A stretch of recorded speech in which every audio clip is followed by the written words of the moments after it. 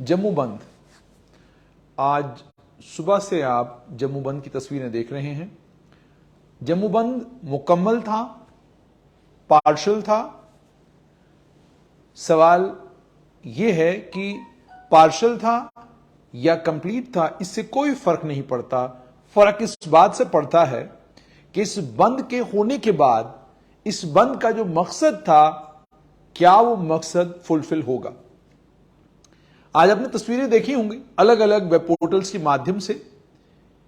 उन web portals की तस्वीरों में आपने साफ तौर पर देखा होगा कि Jammu chamber of commerce and industry के आह्वान पर बंद बुलाए गए बंद में भटिंडी, सुंजवा, सिदरा और अन्य कुछ और इलाकों में दुकानें खुली थी। लेकिन बहरहाल बड़े पैमाने पर अगर सिर्फ जम्मू डिस्ट्रिक्ट की बात की जाए और जम्मू डिस्ट्रिक्ट में भी जम्मू शहर की बात की जाए तो ओल्ड सिटी जितनी भी थी वो सारी की सारी बंद थी। और उसके अलावा गांधीनगर, शास्त्री नगर, इन इलाकों में भी बंद का अच्छा खासा असर था। लेकिन जम्मू के 10 जिले हैं। 10 जिलों में से कठुआ से भी खबर यह आई कि वहां पर भी बंद का असर देखने को मिला, लेकिन सांबा में बंद का असर कोई भी नहीं था। सांबा के जो सिविल सोसाइटी के लोग हैं वो धरने पर बैठे हुए हैं और आमरण अनशन पर, वो भूख हड़ताल पर बैठे हुए हैं। उधमपुर में भी बंद का कोई खास असर देखने को नहीं मिला। डोडा, किश्तवाड़, रामबन, इन इलाकों में भी बंद को लेकर खबरें यही हैं कि वहां पर भी कोई असर इस बंद का नहीं था। रियासी जिला में प्रदर्शन जरूर हुए, लेकिन बंद का जो असर दिखाई देना चाहिए था वह असर रियासी जिले में भी नहीं मिला। राजौरी और पुंछ से भी कुछ कुछ जगहों से खबरें आई कि वहां पर भी कुछ लोगों ने प्रदर्शन किया, लेकिन बंद हुआ हो, मुकम्मल तौर पर कारोबारियों ने हड़ताल की हो, मुकम्मल तौर पर कारोबारियों ने दुकानें बंद की हो, ऐसा नहीं हुआ। अब यह बंद किन चीजों पर बुलाया गया था? इस बंद के पीछे थे 3 मकसद।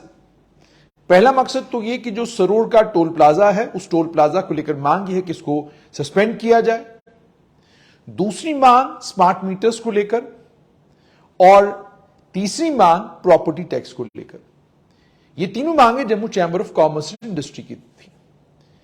Jammu Kashmir high court bar association Jammu ने भी बंद का समर्थन किया। कुछ एक मुकला हजरात ब्रिज के ऊपर भी आए, उन्होंने यातायात को रोकने की कोशिश की, लेकिन थोड़ी देर के लिए वहां पर वो हंगामा रहा और उसके बाद वहां पर भी यातायात सुचारू रूप से चलता रहा।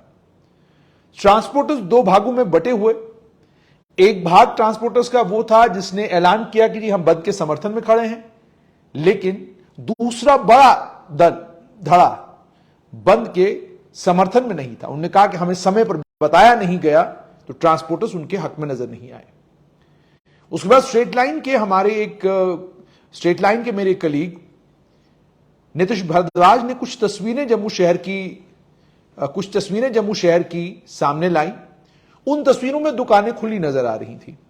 और उसके बाद जब चैंबर के एक जिम्मेदार से बात की और उन्होंने ये कहा कि कुछ दुकानें खुली हुई थी, तो उन्होंने बजाय उस सवाल का जवाब देने के जवाबन उन्होंने नीतीश से यह कहा कि आपने ऐनक पहनी हुई थी, आपको उस ऐनक से दिखाई नहीं देता। ये सारी चीजें उन्होंने कही। पत्रकारों को ऐनक पहनाने की या पत्रकारों को अपने हिसाब से तस्वीर दिखाने की जरूरत नहीं है। जो सड़क पर हो रहा है और जितना बंद का प्रभाव था, वही तस्वीरें सारी दुनिया ने देखी हैं। और वो किसी एक वेब पोर्टल के कवर करने से या ना कवर करने से कोई फर्क नहीं पड़ता।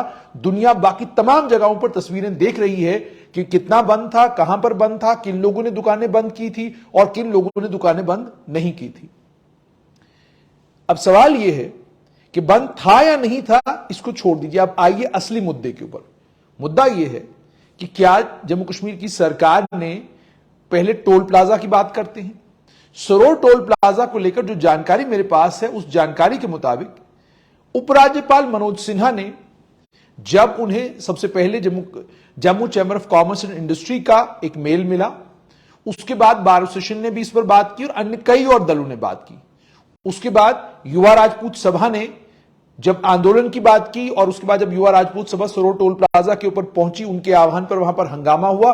उस हंगामे के फौरन बाद और उस हंगामे से कुछ देर पहले आपको अच्छे से याद होगा कि उपराज्यपाल मनोज सिन्हा ने यह कहा कि उन्होंने ये मुद्दा ज्वलंत मुद्दा है और इस मुद्दे को लेकर मैंने NHAI के चेयरमैन से बात की है और उन्हें मैंने ये कहा है कि आप एक टीम भेजें जो इस सड़क का सर्वे करे और देखे कि टोल प्लाजा जो सरोवर के ऊपर लगा हुआ है क्या वो टोल प्लाजा सही है या नहीं है और हम क्या कुछ रिलीफ लोगों को दे सकते हैं।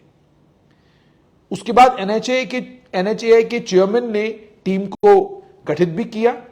उनके टीम के गठित करने के बाद चूंकि जम्मू में तब तक इस टोल प्लाजा के ऊपर जबरदस्त राजनीति शुरू हो गई थी कि युवा राजपूत सभा आगे निकल गई, हम पीछे रह गए, तो उसके बाद राजनीति तूल पकड़ गई। जब राजनीति ने तूल पकड़ा तो उसके नतीजे में भारतीय जनता पार्टी का भी एक शिष्टमंडल फौरन दिल्ली पहुंचा और वहां पर नितिन गडकरी से उन्होंने मुलाकात की और जो खबरों में आया, बताया गया कि नितिन गडकरी के साथ इस मुलाकात में NHAI के चेयरमैन भी वहां पर मौजूद थे और यहां तक क्लेम किया गया कि NHAI के चेयरमैन के साथ तनातनी भी हुई, जबरदस्त बहसबाजी हुई। हालांकि जब मैंने नितिन गडकरी के दफ्तर से यह पूछा कि बहसबाजी हुई, कोई तनातनी हुई, इस बात की पुष्टि किसी ने नहीं की। लेकिन जो खबरें आई उन खबरों के मुताबिक यह कहा गया कि तनातनी हुई, जबरदस्त किस्म की बहस हुई और NHAI के चेयरमैन को साफ तौर पर भारतीय जनता पार्टी के 4 मेंबर का जो शिष्टमंडल मिलने के लिए गया था उन्होंने साफ तौर पर यह कह दिया कि आप सरोवर टोल प्लाजा को लेकर फौरन फैसला लें, आप इसे सस्पेंड करें, जब तक मुकम्मल तौर पर यह रोड तैयार नहीं होती तब तक यहां पर टोल हम नहीं देंगे। NHAI के चेयरमैन को उसी वक्त मंत्री नितिन गडकरी ने यह कहा कि आप फौरन एक टीम बनाएं और उस टीम को भेजें और उसे कहें सर्वे करें और सर्वे करके रिपोर्ट हमें दें और बताएं कि क्या किया जा सकता है इस मसले को हल करने के लिए। अब आप बताइए, यही बात उपराज्यपाल मनोज सिन्हा ने कही, यही बात नितिन गडकरी ने कही, यही बात भारतीय जनता पार्टी के नेता भी कह रहे हैं कि जी एक टीम आने वाली है, वो टीम इसे एसेस करेगी और उसकी असेसमेंट के बाद पता चलेगा कि सरोवर के इस टोल प्लाजा के ऊपर किया क्या जाना चाहिए। और उसके फौरन बाद एक और खबर आई कि जम्मू कश्मीर के मुख्य सचिव chief secretary doctor Arun Kumar Mehta ने उन्होंने भी एक मीटिंग ली। उसमें NHAI के ऑफिसरान भी थे, जम्मू कश्मीर सरकार के तमाम ऑफिसरान थे, डिवकॉम जम्मू थे, डिप्टी कमिश्नर सांबा, कठुआ, ये तमाम लोग उस मीटिंग में मौजूद थे। उस मीटिंग में चीफ सेक्रेटरी ने डिटेल रिव्यू लिया और उन्होंने भी कहा कि अगर लोगों को वहां परेशानी आ रही है और सड़क ठीक नहीं है, सरकार को फौरन NHAI को फौरन देखना चाहिए कि क्या कुछ इनकी परेशानियों को दूर करने के लिए किया जा सकता है। अब ये सारा घटनाक्रम हो चुका है, लेकिन टोल प्लाजा पर आज के बंद के दिन भी टोल कट रहा है और टोल प्लाजा पर टोल ही नहीं कट रहा है, बल्कि जो जानकारी मेरे पास है उसके मुताबिक NHAI की टीम ने इसका जब सर्वे करना है और सर्वे करने के बाद जब NHAI की टीम रिपोर्ट देगी, जो जानकारी मेरे पास है, जो टेक्निकल लोग इसके साथ जुड़े हुए वो ये कहते हैं कि संभवतः पॉसिबिलिटी ये है कि आप टोल जो जितना वहां पर लिया जा रहा है उस अमाउंट को कम किया जा सकता है, लेकिन वहां से टोल प्लाजा को हटाया जाए इसकी पॉसिबिलिटी बहुत कम है। लेकिन सरकार ने अपनी तरफ से जोर लगाया है कि इस टोल प्लाजा को हटाया अगर नहीं जा सकता तो तब तक सस्पेंड कर दिया जाए जब तक जम्मू दिल्ली अमृतसर एक्सप्रेसवे मुकम्मल नहीं होती। इस सिलसिले में यह भी बताया जा रहा है कि MOS इन PMO डॉक्टर जितेंद्र सिंह वो भी कोशिश कर रहे हैं कि वो NHAI को कन्विंस कर सके इस बात के लिए कि आप टोल प्लाजा जो है फिलहाल उसको सस्पेंड करें। अब ये किस हद तक सही है ये तो आने वाला वक्त बताएगा, पर लेकिन एक बात जिसकी आधिकारिक तौर पर पुष्टि उपराज्यपाल मनोज सिन्हा ने की वो ये थी कि जो सरोवर का टोल प्लाजा है उसको लेकर NHAI के चेयरमैन के साथ उनकी बात हुई है। इसी तरीके से भारतीय जनता पार्टी के नेताओं ने भी इस बात की पुष्टि की, उन्होंने भी बात की है, लेकिन स्थिति इस समय यह है कि सरोवर का टोल प्लाजा वहीं का वहीं है। उसके बाद दूसरा मुद्दा वो है स्मार्ट मीटर्स का। स्मार्ट मीटर्स के मुद्दे पर दो बातें तो बिल्कुल साफ है कि जहां तक Jammu power development corporation limited का ताल्लुक है, यह Jammu power development corporation limited के ऑफिसरों की कमजोरी है, जिस कमजोरी के चलते लोगों के बीच में स्मार्ट मीटर को लेकर जो भ्रम फैल गया है, उस भ्रम के फैलने के कारण माहौल ऐसा बन गया है कि अब लोग स्मार्ट मीटर्स को के लगाने का विरोध ही नहीं कर रहे हैं, बल्कि सड़कों पर आकर यह भी कह रहे हैं कि आप स्मार्ट मीटर तो लगाकर गए हैं, लेकिन अब हम आपको इसको कनेक्शन देने नहीं देंगे, आपको ये स्मार्ट मीटर उतारने पड़ेंगे कई जगहों पर। और आपको जानकर ये हैरानी होगी, यह भी एक सत्य है कि जम्मू में बहुत हद तक स्मार्ट मीटर्स लगाए गए हैं, लेकिन कनेक्शन देने बाकी थे। जब लगाए जा रहे थे उस समय किसी ने कोई विरोध इन मीटर्स का नहीं किया, लेकिन उसके बाद जब कनेक्शन देने की बारी आ गई तो विरोध शुरू हुआ। विरोध कहां से शुरू हुआ कि लोगों को जो बिल आए स्मार्ट मीटर्स के 2-2, 3-3 महीनों के बाद, वो बिल इतने ज्यादा थे कि उनकी समझ से परे था कि आखिरकार ये अचानक क्या हो गया। इस स्मार्ट मीटर में 1 महीने के अंदर अंदर मेरी इतने यूनिट्स कहां से कंज्यूम हो गए और मेरा इतना बड़ा और इतना मोटा बिल कहां से आया। अब यह जेपीडीसीएल के ऑफिसरों की नालायकी मानिए कि वो कंज्यूमरों को कन्विंस करने में नाकाम हुए, असफल हुए, जिसके चलते इस वक्त स्मार्ट मीटर्स को लेकर इतना जबरदस्त हंगामा है कि अब Jammu chamber of commerce industry ने कहा है कि सवाल ही पैदा नहीं होता। स्मार्ट मीटर्स जहां जहां पर आप लगा रहे हैं, ये दौड़ रहे हैं, ये चल नहीं रहे हैं। जबकि अगर आप थोड़ा सा गूगल करेंगे तो आपको पता चलेगा कि राजस्थान में कांग्रेस की सरकार है, स्मार्ट मीटर लग रहे हैं। दिल्ली में आम आदमी पार्टी की सरकार है, स्मार्ट मीटर लग रहे हैं। अन्य कई और राज्यों में जहां पर विपक्ष की सरकारें हैं, वहां पर स्मार्ट मीटर लग रहे हैं। और आपको जानकर हैरानी होगी, थोड़ा गूगल करेंगे तो पता चलेगा कि राजस्थान की सरकार और राजस्थान के स्मार्ट मीटर्स लगने के बाद कई अखबारों में खबरें आई कि स्मार्ट मीटर के लगने के बाद मेरा बिल कम हो गया, स्मार्ट मीटर के लगने के बाद मेरी बिजली की चोरी बंद हो गई, स्मार्ट मीटर के लगने के बाद मेरा बिल कम आया और मेरा बिल उतना ही आया जितनी मैंने बिजली कंज्यूम की। ये खबरें राजस्थान के अखबारों में लगी हैं, आप क्रॉस चेक कर सकते हैं। दिल्ली में आम आदमी पार्टी की सरकार है, वहां पर भी स्मार्ट मीटर को लेकर कोई बवाल नहीं है, लेकिन जम्मू में स्मार्ट मीटर को लेकर बवाल है। इसका पहला कारण जेपीडीसीएल के कर्मचारियों की नालायकी।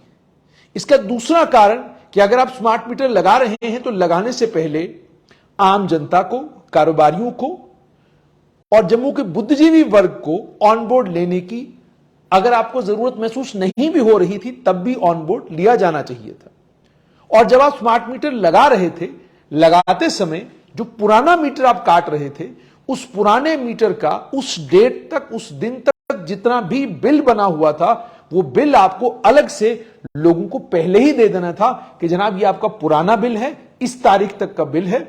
और उसके लिए आप ये भी कर सकते थे, उन लोगों को समय दे सकते थे कि आपको अगर ये, और हर बिल में ये होना चाहिए, ये फैसिलिटी पीडीडी जेपीडीसीएल को आम जनता को देनी चाहिए।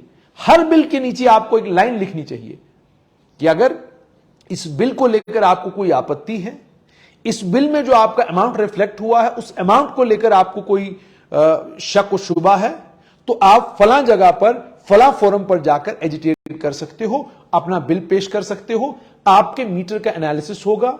जो पुराना मीटर लगा हुआ था आपके घर में, उसका एनालिसिस भी करेंगे, नया मीटर लगा हुआ है उसका एनालिसिस भी करेंगे, क्योंकि इन मीटर्स के अंदर यह फैसिलिटी है कि आप किसी भी समय इस मीटर का एनालिसिस करवा के मालूम कर सकते हैं कि कितने यूनिट बिजली आज तक इस यूनिट मीटर में, कितने यूनिट बिजली की खपत हुई है, यह आप कर सकते हैं और यह बिजली विभाग के लोग जानते हैं। तो अगर यह एक रास्ता अपनाया गया होता तो लोगों के बीच में कंफ्यूजन पैदा नहीं होता। और उसके बाद दूसरी चीज जो जेपीडीसीएल ने किया वो ये कि नालायकी की इंतहा ये कि काम जेपीडीसीएल का था, बवाल जेपीडीसीएल की वजह से है, बवाल national highway authority of India और ट्रांसपोर्ट रोड सरफेस मंत्रालय के कारण है। लेकिन इन दोनों बवालों को कंटेन करने के लिए, इन दोनों बवालों के सवालों के बाद सवाल के जवाब देने के लिए जम्मू के डेवकॉम रमेश कुमार बैठते हैं और उनके साथ में एडीजीपी मुकेश सिंह बैठते हैं। दोनों में से एक भी आदमी बिजली विभाग का एक्सपर्ट तो नहीं है, और बिजली विभाग के जो एक्सपर्ट हैं, जो जिम्मेदार हैं, वो खामोशी के साथ पीछे बैठकर तमाशा देख रहे थे कि ये जो कह रहे हैं वो बिल्कुल सही कह रहे हैं, हमारे बोलने की अब कोई जरूरत नहीं है। ये विभाग की नालायकी दर्शाता है, ये दर्शाता है कि विभाग के अंदर काम करने वाले कर्मचारियों का कॉन्फिडेंस जो है वो लगभग जीरो है। और इसी जीरो कॉन्फिडेंस के कारण ये बवाल जो है स्मार्ट मीटर्स को लेकर मचा हुआ है। जो स्मार्ट मीटर राजस्थान में बिल कम कर रहा है, जो स्मार्ट मीटर दिल्ली में लोगों को कबूल है, जो स्मार्ट मीटर कई अन्य राज्यों में लगाए जा रहे हैं जिनको लेकर वहां कोई बवाल नहीं है, उनको लेकर जम्मू में इसलिए बवाल है। और जो स्मार्ट मीटर कश्मीर में लग चुके हैं, हैरानगी तो यह कि कश्मीर के इंटीरियर एरियाज में आप घुसते हैं, एक एक खंबे के ऊपर आपको 12-12, 15-15, 16-16 मीटर नजर आते हैं। और हैरानगी यह भी होती है कि श्रीनगर शहर के अंदर सब जगह ऐसी जगहों पर मीटर लग गए हैं जिन जगहों में आप सोच भी नहीं सकते थे कि यहां पर मीटरिंग होगी। इन जगहों पर स्मार्ट मीटर इस तरीके से लगाना संभव था, लेकिन वहां लग गए। कनेक्शन भी लोगों केपीडीसीएल ने दे दिए हैं और लोगों की स्मार्ट मीटर से जो है बिजली के बिल भी बनने शुरू हो गए।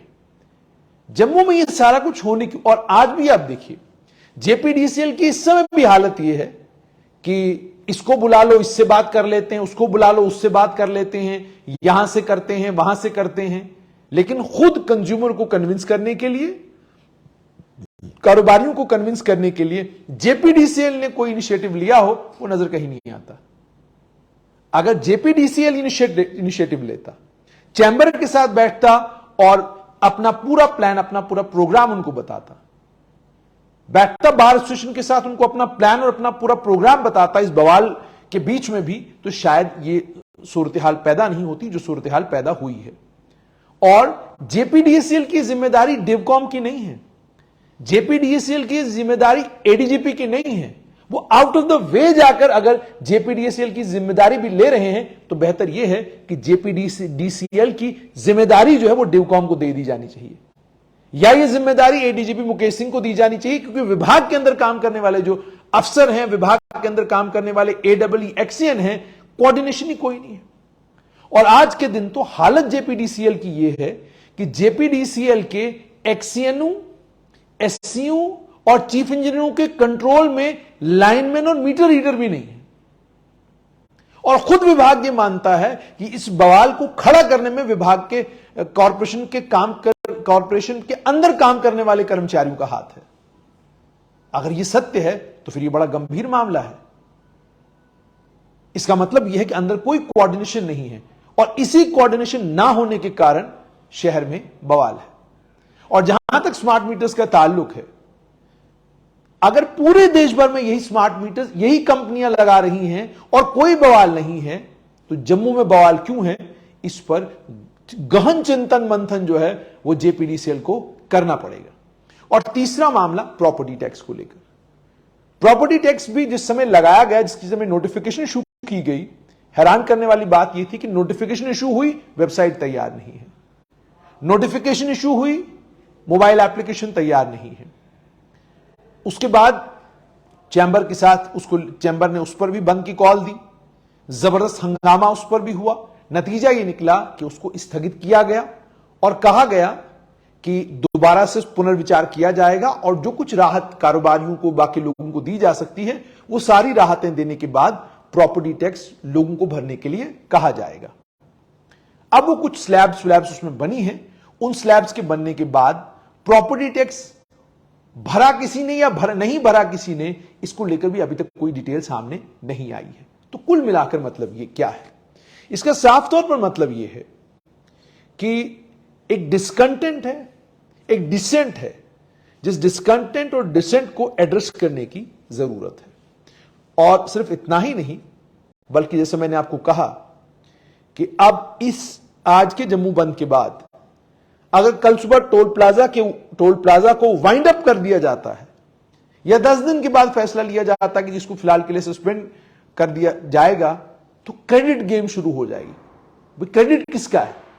जिन्होंने बंद का आह्वान किया उनका, जिन्हें टोल प्लाजा के ऊपर गिरफ्तार करके कठुआ जेल में भेजा गया उनका, भारतीय जनता पार्टी का, सरकार का, किसका? और दूसरा बड़ा मसला ये, जैसे मैंने आपको कहा कि 5 अगस्त 2019 के बाद घाटी में बंद की सियासत मुकम्मल तौर पर बंद हो गई है। और जब जम्मू की बात हम करते हैं, जम्मू में बंद राजनीति का एक इंपॉर्टेंट कंपोनेंट बन गया हुआ है। ये मैं नहीं, बल्कि वो लोग कहते हैं जो इन तमाम चीजों के साथ जुड़े हुए हैं। इन तमाम चीजों पर जम्मू संभाग के राजनेताओं को भी गंभीरता के साथ सोचने की जरूरत है, कारोबारी तबके को भी गंभीरता के साथ सोचने की जरूरत है, सरकार को भी गंभीरता के साथ सोचने की जरूरत है कि क्या रास्ता निकाला जाए। क्योंकि विभागों के अंदर काम करने वाले जो कर्मचारी हैं, कौन लोग हैं ऐसे जो इन बवालों को बनने देते हैं, इन इश्यूज को क्रॉप अप होने देते हैं। उससे पहले संपर्क साधने का काम क्यों नहीं करते?